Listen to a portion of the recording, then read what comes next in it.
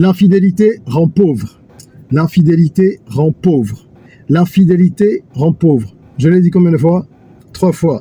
Oui, c'est important de le dire parce que l'infidélité est souvent perçue comme une question purement morale de nos sociétés. Alors qu'en réalité, le fait d'entretenir plusieurs relations, ça peut vous appauvrir, littéralement. Surtout si vous avez plusieurs petites, comme on dit.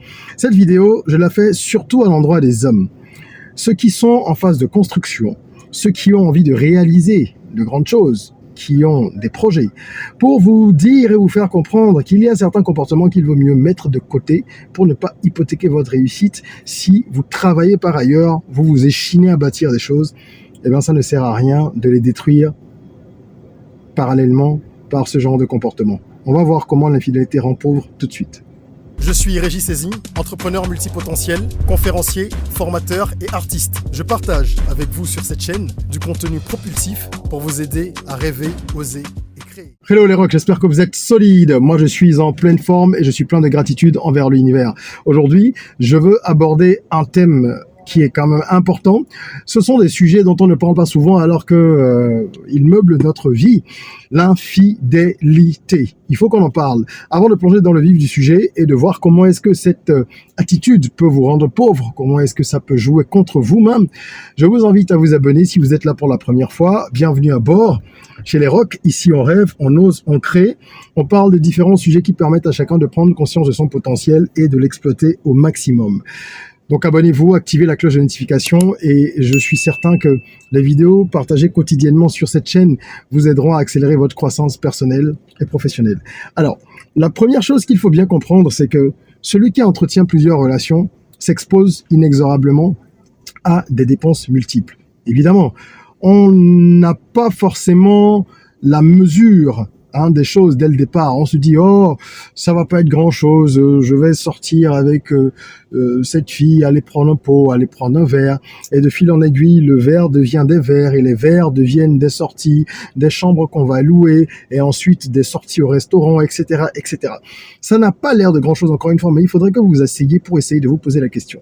Lorsque vous factorisez tout ça, par le nombre de fois où vous vous voyez, vous et cette personne, dans une relation extra-conjugale, soyons bien clairs. Je ne suis pas en train de parler des dépenses qui peuvent avoir cours dans le cadre d'une relation classique. Parce qu'évidemment, si vous avez un partenaire, vous allez sortir de temps en temps, n'est-ce pas? Vous allez vous faire plaisir, vous allez faire des cadeaux. Mais lorsque vous rajoutez une couche à cette relation qui est la relation conventionnelle admise, vous vous exposez à de nombreuses dépenses. J'ai un ami. Oui, j'ai un ami avec qui je parle de certaines choses et qui me confie ses escapades. Et il me disait il y a pas longtemps qu'il a envie en fait d'arrêter un petit peu de papillonner parce qu'il se rend compte que ça lui coûte cher. Je lui ai dit, on en avait parlé. Est-ce que tu te souviens qu'on en a parlé il y a tel nombre d'années? Ben oui, parce que quand il fait le point, il se rend compte que il y a parmi ces relations extra-conjugales une femme avec laquelle il s'entend très bien, pour qui il a beaucoup d'affection, donc c'est un peu la favorite, on va dire ça. Il se voit 2 fois par semaine, minimum. Il lui donne de l'argent tous les mois. Il paie son appartement. Il lui donne de l'argent pour elle-même, pour qu'elle fasse ses cheveux, qu'elle achète ses produits, nanani, nanana. Donc il l'entretient. En plus de ça, à chaque fois qu'il se voit, parfois c'est au resto, parfois c'est dans un appart ou un appart meublé, il va passer 2 jours, ou c'est chez elle, dans l'appartement qu'il loue. Et à chaque fois qu'ils se voient, ça donne lieu à un repas spécial, parce qu'elle prend vraiment soin de lui, donc elle fait un repas spécial, elle achète du vin, parfois du champagne. Finalement, quand il fait le total, parce que je l'ai invité à faire cet exercice, quand il fait le total de ce qu'il dépense dans cette relation uniquement, il se retrouve à plus de 400 000 par mois. C'est quelqu'un qui gagne très bien sa vie. Mais 400 000 par mois, c'est un peu plus de 10% de ses revenus mensuels. C'est énorme. Voilà comment est-ce que vous pouvez gagner de l'argent et vous retrouver à faire des dépenses qui, en fait, auraient pu être évitées. Et ça va réduire votre patrimoine financier, ça va réduire vos revenus, pas vos sources de revenus, mais vos revenus. C'est-à-dire, ça va réduire l'argent disponible que vous pouvez utiliser pour tel projet, pour telle dépense, ou ceci, ou cela. Et ça va très, très, très, très, très vite. On s'en rend pas compte. Mais un repas au restaurant qui a coûté 15, 20 000, multiplié par 4 dans le mois, c'est 80 000. Et ça, c'est si vous avez une seule relation extra-conjugale. Je connais beaucoup de gens qui en multiplient. Alors, si les questions morales ne suffisent pas à vous dissuader d'entretenir ce genre de relation, j'ose espérer que celles liées à votre appauvrissement et au ralentissement de votre chemin sur la voie du succès financier, j'ose espérer que ça va vous convaincre, parce que dépenser autant d'argent, ça sert à rien lorsqu'on a de véritables objectifs. La deuxième façon de perdre de l'argent lorsqu'on est dans ce cycle-là de l'infidélité à facteurs multiples, parce qu'il y a plusieurs personnes avec qui on entretient ce genre de relation, ce sont les divorces coûteux. Vous savez, si ça se passe vraiment mal et que votre histoire est découverte par votre femme qui ne la tolérerait peut-être pas, il y a des femmes qui le tolèrent, d'autres non, ou que c'est vous qui décidez de partir parce que finalement vous vous sentez mieux avec maîtresse numéro 5, hein, par exemple. Dans tous les cas, si vous arrivez au stade où le divorce doit intervenir, vous allez suer.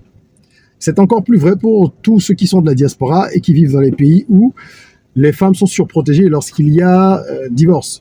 Mais même dans les pays qui sont les nôtres, dans les pays africains, vous n'allez pas échapper à la pension alimentaire.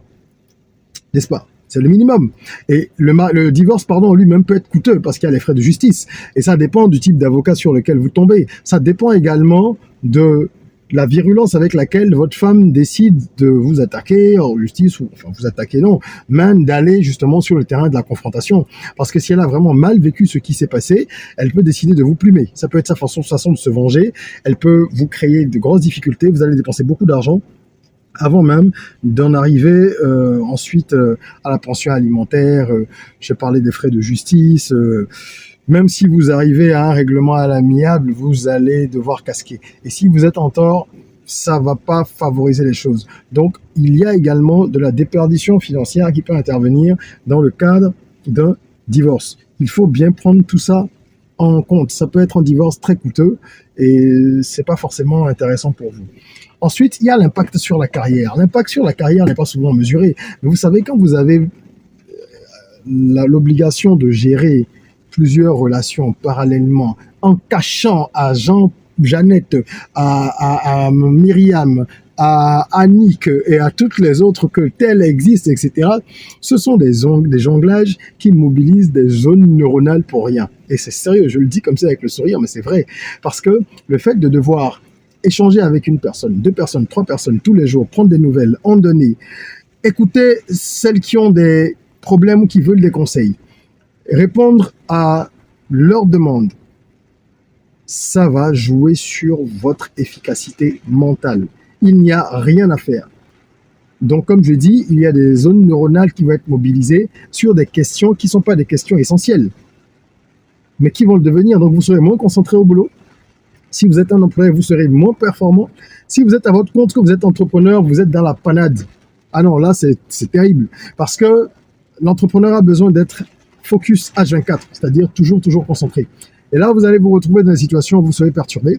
Et si jamais, à un moment, il y a des difficultés parce que vous vous entendez pas bien avec une personne dans le lot de vos teasers, comme on dit, ou que c'est avec votre femme que ça ne va pas parce qu'elle soupçonne quelque chose, etc., ça va être encore plus difficile.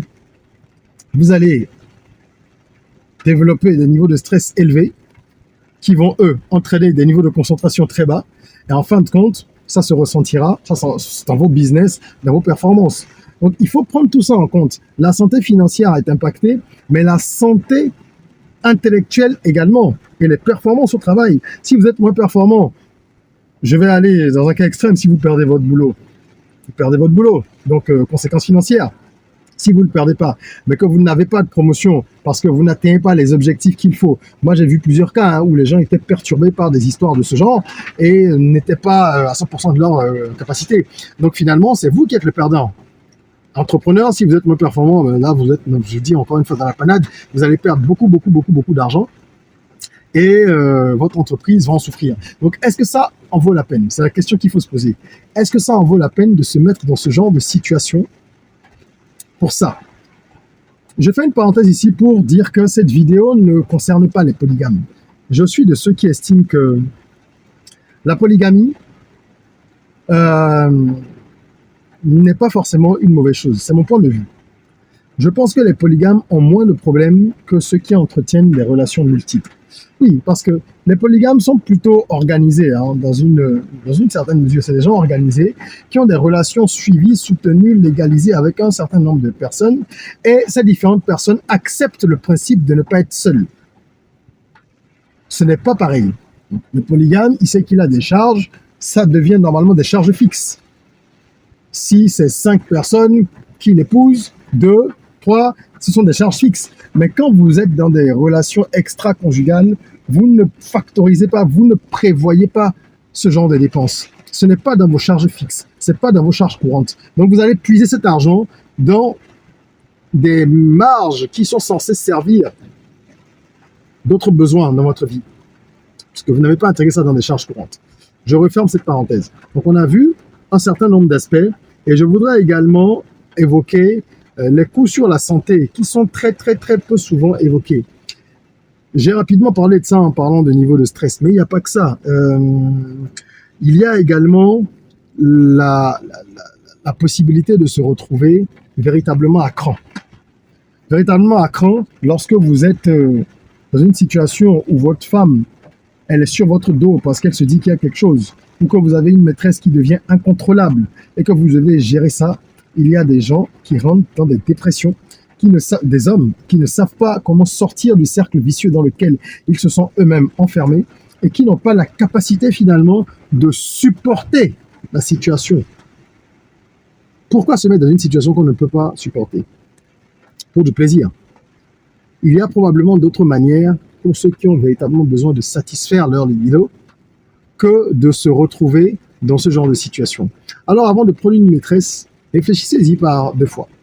Sans oublier les risques de maladies sexuellement transmissibles, qui sont toujours d'actualité, il faut bien le rappeler. Parce que à partir du moment où une femme devient régulière dans la vie d'un homme, il y a de moins en moins de chances que ce binôme se protège.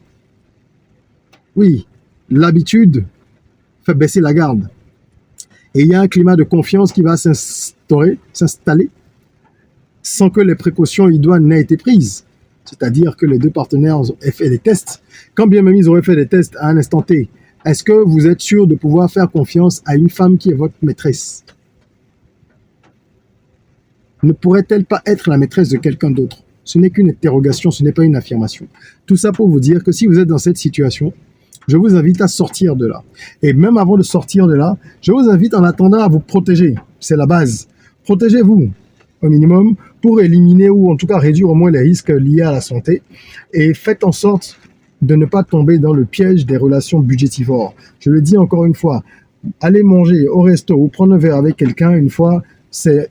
Allez, on va dire qu'on a mangé pour 10, 15 ou 20 000, multiplié par 4, rajoutez toutes les autres sorties, rajoutez les cadeaux, rajoutez le temps que vous passez, rajoutez toute l'énergie que vous mettez à cacher votre téléphone ou à prendre un second téléphone qui est le téléphone exclusif. C'est extrêmement compliqué. Quelqu'un qui a des objectifs dans la vie ne doit pas s'embarquer dans ça. Je pense en tout cas que si vous voulez mener ce type de vie, il est préférable d'attendre d'avoir une certaine stabilité financière et d'avoir atteint vos objectifs dans une certaine mesure.